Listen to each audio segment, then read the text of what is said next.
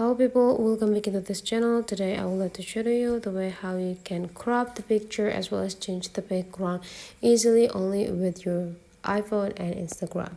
First, you just need to make sure that you already upgrade your iOS system into the newest version so that you will get this type of features. Tap into the photos, find the picture that you want to crop and change the background here, and right after that you just need to tap into the object of the picture. Tap it and there'll be like something glazing and cross into the picture's object. Then you just need to tap into the copy. Now you just need to go back into your home screen, open your Instagram application, and you just need to slide your screen right away into the right side so you will access the camera for the Instagram story. Now you just need to capture what you got randomly here. And the next thing you need to do is just take a look on this top side, click the three small dots, click draw, and then you just need to pick the color that you want to work with. I would like to work with the blue one, and then you just need to tap into the screen here, tap and hold so that the color will be like filling all of the screen.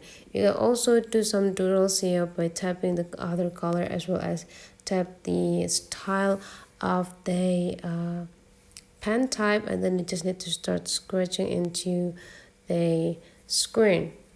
And now you will got this type of doodles.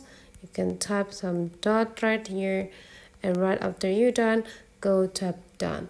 Tap into the alphabet, tap into the cursors, and there will be an option pop up. Go to paste, and you will got this object cropped from your photo, then moved into what you are now having on your Instagram story. Now tap to the same, tap the cursor and paste so you can copy it into specific amount of the object that you want. You can get 4, 3, 5, everything you need. So you just need to do the same as what I told you in this video. Right after you're done adjusting everything here, now you just need to tap into the three small dots again and then go click save, and those pictures will be saved into your photo library. The thing that you have to do is just go back into the photos, and here it's what you got.